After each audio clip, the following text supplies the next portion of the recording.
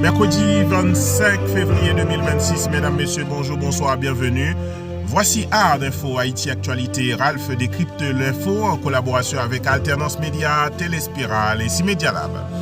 Tout d'abord, en Haïti, la Cour des comptes valide un contrat frontalier de plus de 542 millions de dollars. La Cour supérieure des comptes et du contentieux administratif a approuvé le contrat signé entre plusieurs ministères régaliens et la société Evergreen Trading System Limited pour un vaste programme de sécurisation des frontières. Le projet de montant total de 542 634 238 dollars américains vise le contrôle des valeurs en douane, la lutte contre la contrebande, la criminalité transnationale et l'optimisation des recettes fiscales. La durée est fixée à 10 ans, dont 2 années de mise en œuvre et 8 années d'exploitation. 13 600 000 dollars seront financés directement par le Trésor public pour les frais de mobilisation, le reste étant pris en charge par le prestataire. Le Premier ministre Alix Didier Fils-Aimé insiste sur la nécessité pour l'État haïtien d'assumer pleinement le contrôle de ses frontières, rappelant que la coopération régionale ne saurait remplacer la souveraineté nationale.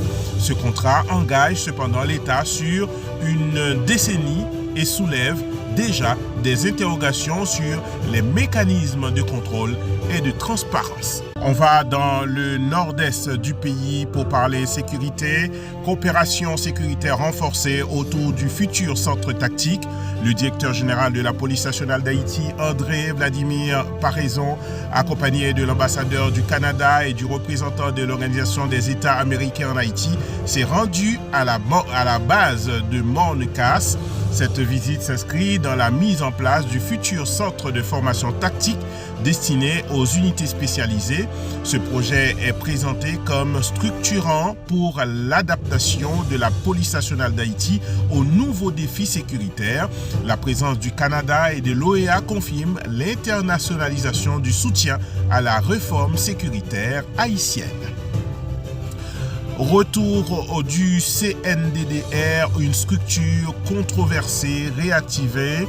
Le gouvernement d'Alix Didier Fils-Aimé réactive la Commission nationale de désarmement, démantèlement et de réinsertion créée en 2006 et réactivée en 2019 avant sa dissolution en 2025.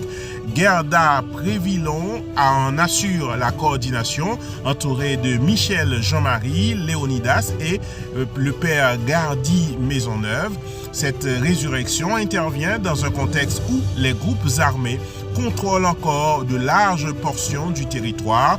Reste à savoir si cette nouvelle équipe disposera des moyens politiques et opérationnels suffisants pour produire des résultats tangibles.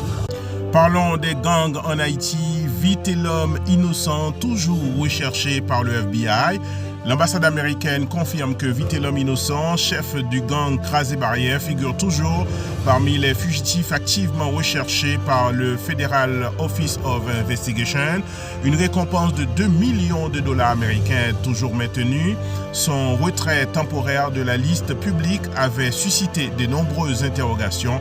Washington précise qu'il ne remplissait plus certains critères médiatiques, mais reste une cible prioritaire pour les États-Unis. Allons maintenant dans le sud-est du pays, formation à la conduite de véhicules blindés. La police nationale a organisé une formation spécialisée pour des agents de l'UDMO et de la 35e promotion dans le sud-est du pays. L'objectif est de la maîtrise de véhicules blindés récemment affectés à la région. Cette montée en compétences vise à renforcer la capacité de projection des forces de l'ordre sur le terrain dans un département stratégiquement sensible, selon les responsables de la PNH. Alors, mesdames, messieurs, dans l'international, pour parler de l'affaire Epstein, Larry Summers quitte Harvard dans le cadre des révélations liées à l'affaire Epstein. Larry Summers a démissionné de son poste d'enseignant à l'université Harvard. Ancien secrétaire au Trésor sous Bill Clinton et ex-président de Harvard, il était visé par la publication de correspondances avec Jeffrey Epstein. L'université poursuit l'examen des documents rendus publics. Toutefois, en attendant ces résultats, Larry Summers a quitté son poste à Harvard, ce qui n'est pas le cas pour certains ministres en Haïti dont leurs noms sont cités dans des dossiers sensibles de corruption, notamment par des rapports de l'ULCC, mais qui restent en poste près de 6 mois après. On comprend que à l'étranger, les choses ne se passent pas de la même manière. On reste toujours aux États-Unis. Parlons d'immigration. L'administration de Donald Trump poursuit le New Jersey. Le ministère de la Justice des États-Unis attaque en justice l'État de New Jersey et sa gouverneure Mickey Sherrill. L'administration de Donald Trump estime que le décret local limitant l'action des agents fédéraux viole l'obligation constitutionnelle d'appliquer la loi fédérale sur l'immigration.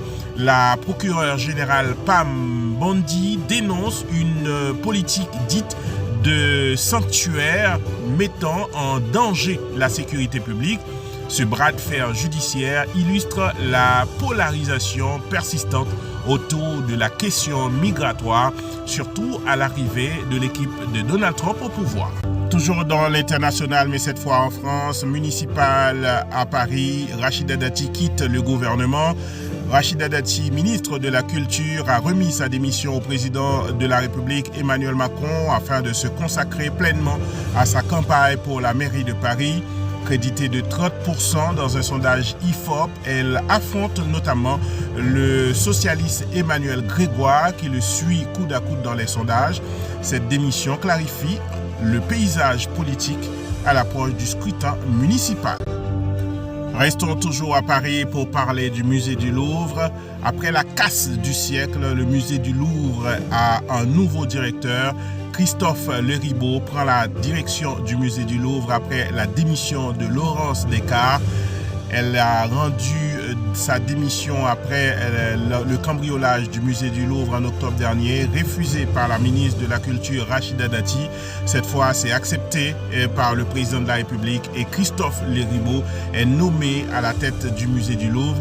Historien d'art reconnu, ancien président du musée d'Orsay et de l'Orangerie et ancien directeur du musée de Versailles. Il hérite d'une institution fragilisée par des polémiques récentes. Son profil de gestionnaire et culturel est perçu comme un choix de stabilisation. Rappelons qu'en octobre dernier, le musée du Louvre a été cambriolé à un coût de près de 100 millions d'euros. Cette situation a mis en difficulté Madame Laurence Descartes qui aujourd'hui se retrouve hors de la direction du musée du Louvre. En tout cas, on souhaite bonne besogne à Monsieur Christophe Leribaud qui prend la tête de ce musée. Voilà, mesdames, messieurs, tout ce que vous deviez savoir sur Haïti et sur le monde. d'infos sur le plan national, 2 axes structurent l'actualité haïtienne, souveraineté sécuritaire et gouvernance institutionnelle. L'approbation d'un contrat frontalier de plus d'un demi-million de dollars engage l'État sur 10 ans. La réactivation du CNDDR et la coopération internationale autour de la PNH démontrent une volonté de structuration, mais les défis restent immenses. La question centrale demeure la capacité de l'État à reprendre effectivement le contrôle territorial et fiscal. À l'international, la tension politique reste vive aux États-Unis autour de l'immigration, tandis qu'en France, la récomposition municipale parisienne s'accélère. Les institutions culturelles majeures comme le musée du Louvre recherchent à restaurer leur stabilité après des secousses internes. Info observe une convergence dans plusieurs pays. Les autorités tentent de restaurer contrôle, crédibilité et autorité dans des contextes de crise ou de polarisation. Voilà, mesdames, messieurs, Info, merci de votre fidélité. Restez connectés pour une information rigoureuse, structurée et sans compromis. Toujours en collaboration avec Alternance Média, Téléspiral et Cimedia Lab. Mon nom, c'est Ralph Siméon sur Facebook, Info TV sur YouTube. Merci de votre fidélité et à bientôt, donc demain jeudi pour une nouvelle édition Info. À bientôt.